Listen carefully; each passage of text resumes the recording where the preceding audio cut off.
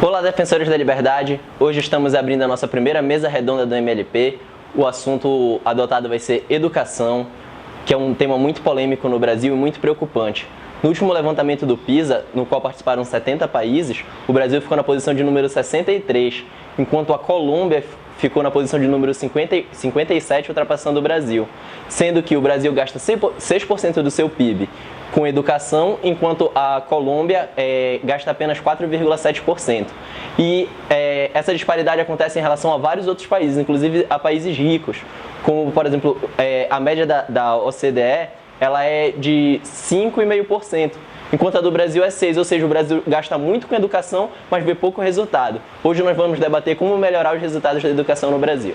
Olá pessoal, boa tarde, prazer, meu nome é Amanda Rodrigues, sou integrante do Movimento Liberal Paraense. Hoje a gente vai estar na primeira mesa redonda do MLP, a gente vai estar falando sobre educação. E eu tenho uma proposta que é muito pertinente sobre a municipalização da educação, certo? Eu escrevi algumas coisas aqui e eu gostaria de compartilhar com vocês. É uma alternativa inclusive para melhorar a nossa educação.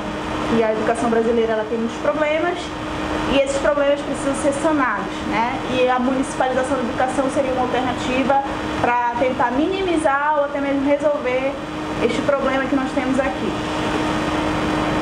Municipalização da educação significa promover a articulação das forças do município como um todo para a prestação de serviços, sendo responsáveis a prefeitura e as organizações da sociedade civil. Entende-se como meio de levar os serviços mais próximos à população, né? E não somente repassar encargos para as prefeituras. É a descentralização das ações políticas e administrativas, com distribuição de poderes políticos e financeiros. É desburocratizante, ou seja, tem viés liberal, é desburocratizante, a participação da população é um processo participativo, não autoritário, democrático e desconcentrado. É claro que para poder ter uma municipalização da educação de forma eficiente, seria interessante rever o Pacto Federativo, certo? E essa descentralização ela seria nada mais nada menos que um método de consolidar a democracia, estando constantemente ligadas à participação e que demonstram a força do cidadão, do indivíduo, tá? Que está no município. Tá? Uma força atuante do cidadão que mora no município. É no município que o cidadão nasce, cresce, vive e faz sua história. A municipalização ainda é a melhor forma de organizar o trabalho do Estado, tornando esse Estado mais eficiente, digamos assim. Permite maior eficiência, agilidade e racionalidade, né? A descentralização não pode ser mais a centralização que só divide o poder entre o chefe do executivo e seus assessores e desconcentra os serviços sem descentralizar o poder de uma esfera para outra. A municipalização não deve ser confundida com prefeiturização da educação. Ela é muito maior do que a figura do prefeito e seus assessores, envolvendo todo o município. Então, o que poderia viabilizar também em relação à atuação dos nossos representantes? Os vereadores eles podiam ler e propor coisas em relação a leis de diretrizes básicas, que existem alguns empecilhos nessas leis que poderiam ser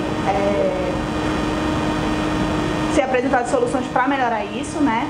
E só para finalizar, eu gostaria de apresentar alguns indicadores aqui a nível municipal e estadual, tá? Do IDEB Belém 2017. Tá? Do quarto a quinto ano, na rede municipal foi de 5,1, tá? Como eu falei de municipalização da educação. Em 2017, a rede municipal do quarto a quinto ano foi de 5,1, na rede estadual de 4,6. Do oitavo ao nono ano, 4,3 e a nível estadual, comparado à rede estadual, 3,3, tá? Terceira série, em Na rede municipal 2,5 e na rede estadual 2,8. Então, como foi colocado aí, tanto pelo meu amigo Rômulo e pela minha amiga Amanda, eles colocaram o seguinte: nós gastamos muito e colhemos pouco. Então, nós precisamos gastar melhor esse dinheiro. E como é que a gente faz isso? A gente pode, por exemplo, imitar o país que tem o melhor posicionamento, que está em primeiro lugar em relação à América Latina no ranking do OCDE, que é o Chile. Eles simplesmente têm a melhor educação na América Latina. E o que eles fizeram? Eles fizeram o sistema voucher. O que é o sistema voucher? Tudo bem, a gente vai fazer aqui o Robin Hood, vai pegar o dinheiro da nação e entregar como poder de compra ou de alguma maneira transferir para o mais pobre, ok. Só que dando liberdade de escolha para ele. Como? O sistema voucher é o seguinte: olha, tu toma esse voucher e tu escolhe em qual escola tu vai estudar. Esse voucher, ele vale dinheiro, esse dinheiro só pode ser trocado por educação. Beleza, então assim, ele vai ter que gastar esse dinheiro com educação, só que ele escolhe qual escola ele vai estudar. Imagina, o que será que faz mais diferença? Será que é uma administração centralizada num país do tamanho do Brasil? Como é que esse cara vai tomar conta de uma escola, sei lá no Acre, ou numa cidade muito afastada no Pará? Não tem como, é muito mais difícil.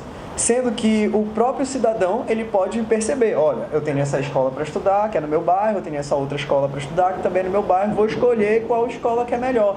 Essa escola não atendeu, essa outra é melhor? Beleza, então vai ter evasão de aluno, igual na escola privada. Por isso que a escola privada é boa, porque ela tem liberdade. Então a gente está fazendo o quê? A proposta mais liberal possível. A única ação afirmativa que vai ser é a transferência do dinheiro justamente para a parcela mais pobre da população, porque do contrário eles não teriam acesso a uma coisa básica, que é saúde, segurança e educação. Então tudo bem, beleza, aí nesses casos específicos eu sou a favor de ter uma ação afirmativa, mas se for para fazer isso, que seja da maneira mais liberal possível, da maneira que mais faz diferença, porque é o dinheiro do contribuinte, é o dinheiro da família, e é um dinheiro que tem que ser respeitado. Pessoal, só ratificando os números que foram dados por mim, disponibilizados no primeiro momento.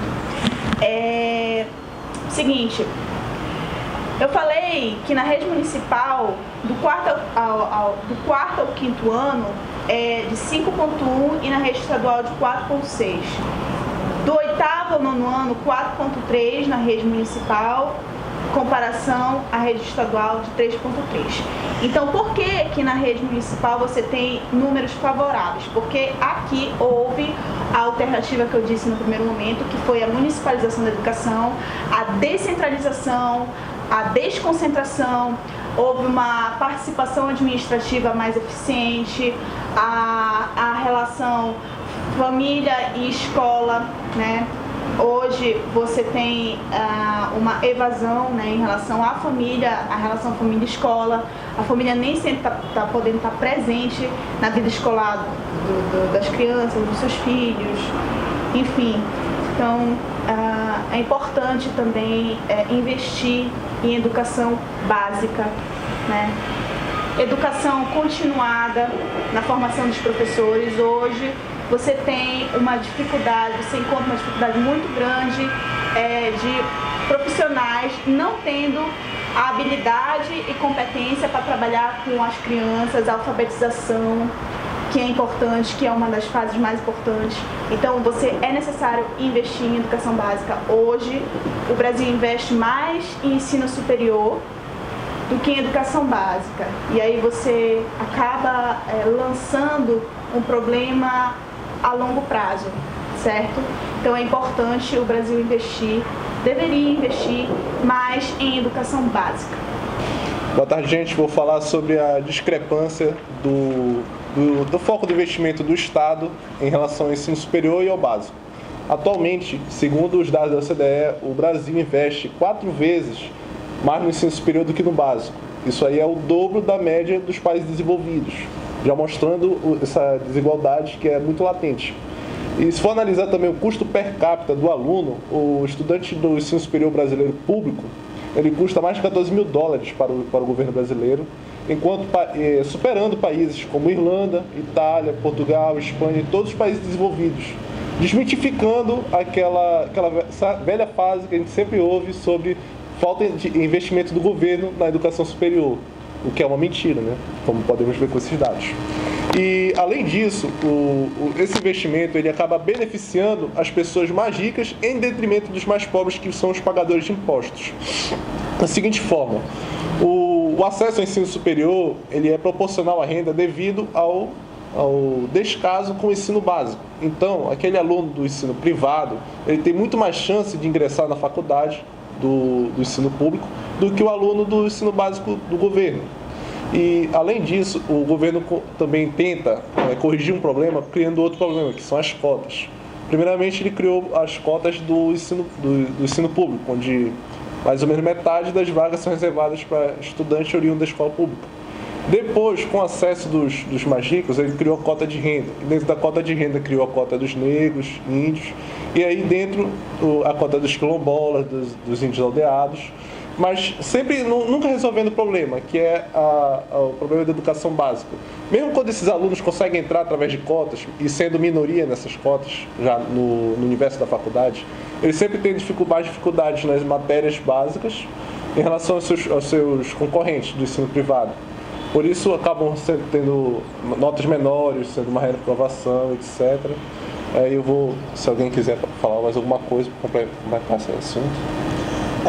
Então, eu acredito que a gente percebe que a possibilidade de uma pessoa de renda mais baixa, abaixo de uma renda per capita abaixo de 2 salários mínimos, a chance dela entrar na faculdade é mais ou menos uns 2%. E se em uma família com uma renda média per capita de R$20 mil, a chance dessa pessoa entrar numa faculdade pública é de 40%. Então a gente percebe que, muito embora tenha colocado cotas, e muito embora seja metade, boa parte de quem entra por essas cotas realmente acaba não sendo pessoas que realmente precisam dessas cotas, mas tudo bem, ingressam as pessoas que realmente precisam. Mesmo que eu considerasse que toda essa metade que ingressa realmente precisasse, eu percebo que a fatia das pessoas mais pobres é muito maior do que a fatia das pessoas mais ricas. Existem muito mais gente pobre do que gente rica. Então, para resolver de fato esse problema, tem que atuar diretamente na base do problema. Tem que ir lá na educação básica, que inclusive é onde dá mais retorno para o mercado e é como eu consigo realmente investir dinheiro, entregar dinheiro para as pessoas mais pobres, porque se for para o Estado fazer uma ação afirmativa, ele não pode pegar o dinheiro das pessoas, sobretudo dos mais pobres, porque o nosso imposto ele é no consumo, e quando a gente taxa muito no consumo, a gente taxa o mais pobre proporcionalmente. Então, se for para fazer uma ação afirmativa, que seja para ajudar os mais pobres. A gente não pode usar o Estado como uma máquina de aumentar a desigualdade, não faz sentido. Ainda completando aquele assunto da educação, nós aqui no Brasil temos sempre aquela cultura do que o diploma é um status e uma propaganda do governo. Que sempre, quanto mais pessoas ele colocar na faculdade, mais o governo fica melhor na propaganda. Só que em outros países, como a Alemanha, não se investe apenas no ensino superior. O ensino profissionalizante do ensino médio é muito importante, assim como o ensino técnico. Por exemplo, um confeiteiro ele faz um ensino profissionalizante na Alemanha, assim como o pedreiro, assim como o garçom, etc. E tudo isso colabora para o aumento da produtividade. Se nós formos analisar o que gera a produção de riqueza, é a produtividade per capita do trabalhador. E aqui no Brasil a nossa produtividade ainda é muito baixa. O que faz necessário o governo investir também nisso, que atualmente fica mais a cargo do Sistema S, que atinge uma parcela muito pequena da população do ensino médio. Meu filho, lixo você tem que jogar na lata do lixo. Como você pode ver aqui no livro, lixos são separados em 4 formas: plástico, vidro, metal e papel. Bacana, né, meu filho? Você já leu alguma coisa para o seu filho hoje? Hoje é sábado, amanhã é domingo. A desculpa de falta de tempo não vai rolar. Vamos falar um pouco sobre reunião e participação familiar, que nas creches que estão em falta aqui no município de Belém, que é uma preocupação gravíssima. Pense comigo, reunião familiar não é aquela história de ficar indo para reuniões de pais e professores, ficar discutindo qual é a nota que o seu filho passa. Participação familiar na educação do seu filho não é ficar pegando os pais e indo para a festa junina. Participação da família na educação é pegar o filho e ler livros. Por quê? Isso fomenta a união entre a família e os alunos, os filhos. Você melhora as habilidades do seu filho e você consegue acompanhar as habilidades dele de leitura. Os índices de analfabetismo do Brasil e Belém são gravíssimos, muito altos. Então perceba que você tem duas formas de melhorar o aspecto de creches municipais. Ou seja, depois que, obviamente, que elas forem construídas, mantidas e incentivadas a partir de empresas privadas, de uma iniciativa privada, os métodos que estão instaurados de educação nessa educação básica têm que ser muito avaliados. E quais são os dois melhores métodos que existem? O que eu acabei de apresentar, o método de leitura com seus filhos, pegar os seus filhos e ler livros com eles, tenham o hábito disso. Segundo, é o método fônico de alfabetização. O método fônico de alfabetização ele consiste em trazer o aluno para começar a ler acompanhado de música. Porque esse trabalho de música e leitura fomenta a inteligência do aluno e faz com que ele tenha os melhores índices, as melhores notas de leitura no mundo inteiro. Esse método fônico de alfabetização acompanhado de música é aquele que ensina o aluno a ler com as letras sem precisar ver os formatos delas. O contrário é o que ocorre hoje. Porque o aluno chega na escola, na creche, já sabendo falar, mas ele não sabe ler. Portanto, a gente trabalha aquilo que ele já sabe para poder fomentar uma habilidade primordial para a vida inteira dele. Portanto, meus caros amigos, procurem escolas que tenham o método fônico de alfabetização e leiam com os seus filhos. Pegue o seu filho e leia um livro com ele. Obviamente que você não vai pegar um Nietzsche, você não vai pegar um Ludwig von Mises, mas procure autores, procure livros que vão fomentar a habilidade de leitura com ele. O hábito da leitura. O hábito da leitura com seu filho. Criar o hábito. Para finalizar a primeira mesa redonda do MLP, nós vamos responder algumas perguntas que foram feitas pela página do movimento lá no Instagram, tá? Pelo nosso direct. Bem, a primeira pergunta é do Adélio, que ele fala o seguinte: boa noite, MLP. Quero enviar, não uma, mas várias perguntas. Posso? Mesmo com dados concretos, provando a relação entre armas de fogo e homicídios por motivos fúteis, o movimento liberal defende de forma intransigente a flexibilização do porte e do posse de armas. Essa postura não significa brigar com a realidade de um país com índices alarmantes de violência? Bom, Adélio, primeiro eu queria argumentar que nós desconhecemos esses estudos, mas nós conhecemos muitos estudos que comprovam que quanto maior o número de armas na sociedade, menor a criminalidade.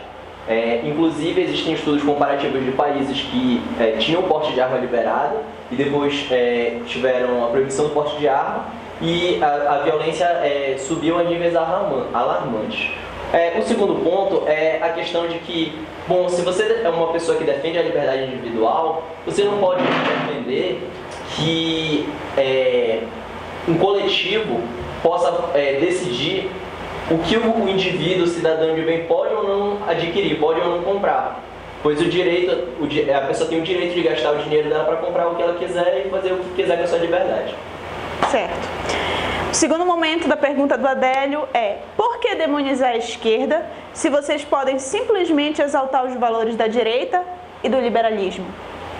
Não gostei da postagem debochada sobre o ataque sofrido pelo, até então, deputado federal Edmilson Rodrigues, no supermercado, mesmo eu não sendo de esquerda. Como fica a imagem do movimento liberal tendo um porta-voz destemperado como Jair Bolsonaro e seu liberalismo de ocasião? Bom, Adélio, a primeira situação é a seguinte, primeiro que não houve um ataque, houve uma cobrança do cidadão. Segundo que nós não demonizamos as pessoas da esquerda, nós demonizamos as suas ideias. Aquelas ideias que já comprovadamente não dão certo, que acabam levando a desastres, fome, como a gente pode ver no exemplo da Venezuela, como a gente pode ver no Holodomor, na Croácia. Então, essas são as ideias que nós demonizamos, não as pessoas. Quanto ao liberalismo de Jair Bolsonaro, nós achamos que isso não tem nenhuma relação com o movimento liberal, porque todos sabem que o Bolsonaro não é liberal, ele é conservador, mas está sendo um liberal de ocasião, porque o país precisa do liberalismo, porque o liberalismo, a abertura, o mercado, é o que vai fazer o país crescer. E todos nós sabemos disso. Certo.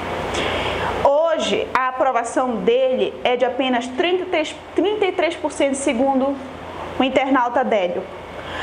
Acham que as loucuras desse senhor podem comprometer o crescimento do Partido Novo nas eleições de 2020 e 2022, já que existe um possível alinhamento ideológico entre o Partido Novo e o Partido PSL? Bom, Adélio, primeiro, não existe um alinhamento entre o PSL e o Novo. São políticas que o PSL colocou em pauta que o Novo apoia, como reforma da Previdência, diminuição de impostos. E não existe uma coligação, digamos assim. Por isso, a gente acredita que não vai afetar em nada a relação dessas reformas com o Partido Novo e o PSL ter proposto essas respostas. Porque ficou bem claro, durante a votação da reforma da Previdência, que o Novo ele apoiou a reforma. Tanto que ele foi o único partido que não apoiou a criação de nenhum privilégio para nenhuma categoria. Certo. Por que o movimento liberal paraense é tão indiferente às pautas sociais? Bom, Adélio, todas as pautas hoje ditas sociais, elas são pautas liberais. Então, quando você fala em pautas sociais, é defender o direito do indivíduo, o direito individual, em contramão a uma opressão coletiva. E se você observar a índole do movimento, nós sempre estamos batendo nessa pauta de proteger os direitos individuais. Sendo assim, nós estamos abordando sim, essas pautas ditas sociais.